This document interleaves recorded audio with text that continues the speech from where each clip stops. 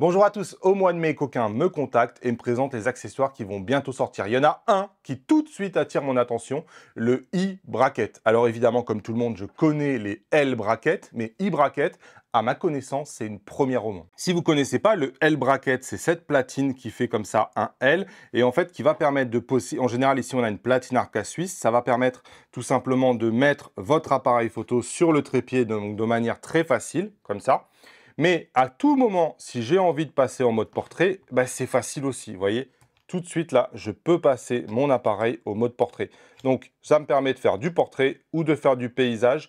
Donc ça, c'est extrêmement pratique avec l'appareil photo parce que souvent, on a des rotules qui ne fonctionnent pas exactement de la même façon en portrait et en paysage. Vous voyez, ici, je voulais passer en paysage. Je suis obligé ici d'aller dans ce petit cran, puis après je vais commencer à être limité, ça va être beaucoup moins stable parce que l'appareil va pencher sur le côté.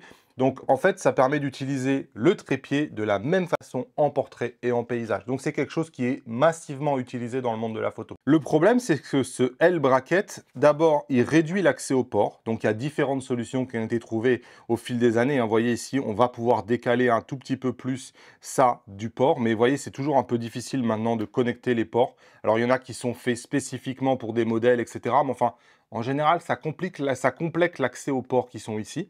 Et ça complique toujours l'écran. Donc si vous avez un modèle d'écran retournable, vous voyez ici, maintenant je vais venir buter avec mon écran ici. Et donc ici, maintenant, si je veux l'incliner, je ne peux pas. Donc je vais devoir l'incliner comme ça. Et vous voyez, passer dans un trou, parce qu'ici j'ai un L-bracket avec un trou qui est prévu pour l'écran comme ça. Et je vais pouvoir mettre mon écran dans ce trou-là, mais vous voyez tout ça, vraiment, ça perturbe, ça modifie l'amplitude du mouvement.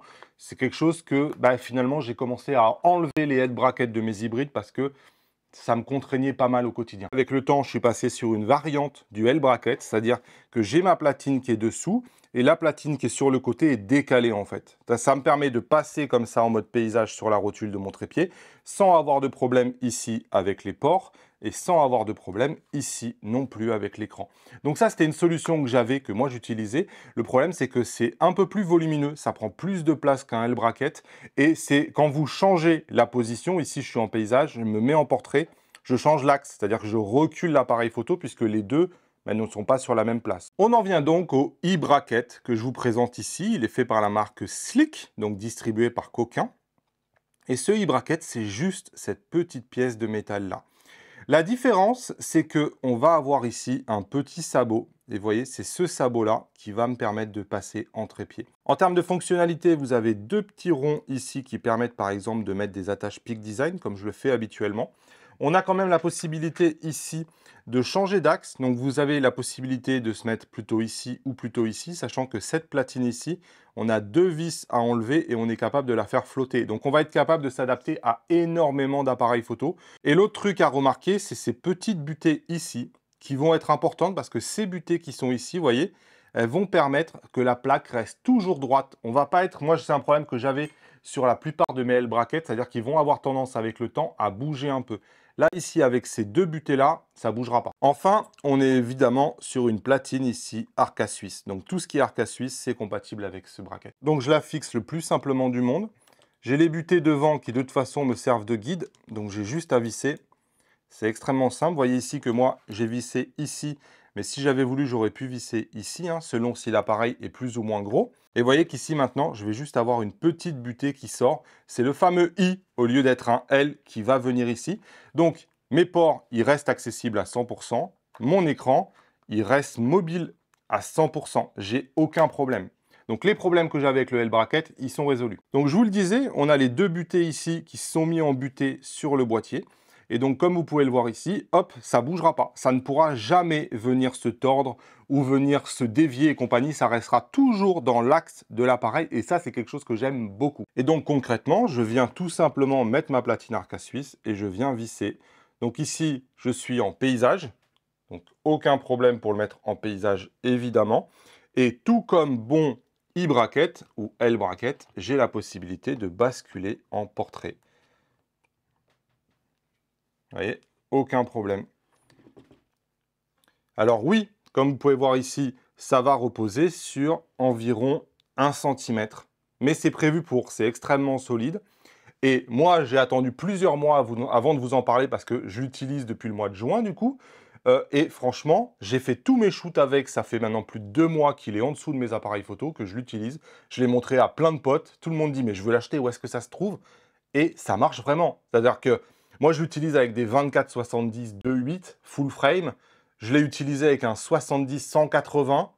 Moi, je vois pas le problème en fait. C'est-à-dire qu'une fois que c'est figé, ça, cette platine-là, elle est suffisamment solide pour que ça bouge pas. Ça bouge pas plus que si la platine était plus large en définitive. Et je retrouve un boîtier qui est quasiment aussi peu encombrant qu'il était à l'origine. Rien à voir avec si j'avais mis un gros L bracket sans aucune des contraintes en fait. Alors là, juste avant, je vous l'ai montré avec du Canon R5. Là, c'est du Sony A1. Donc ça veut dire que pour tous les Sony, ils ont tous le même body.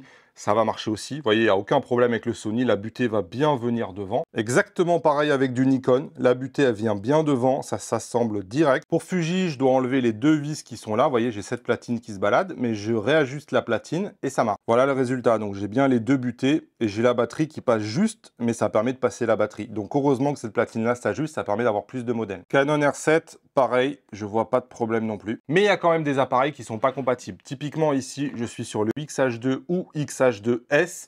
Et là, ça va pas marcher. Tout simplement, en fait, il faut pas que le boîtier ici soit trop large. Si ici, entre la platine qui est ici et le bord du boîtier, c'est trop large, ça passe pas. C'est-à-dire qu'ici, regardez, j'ai les butées qui arrivent ici.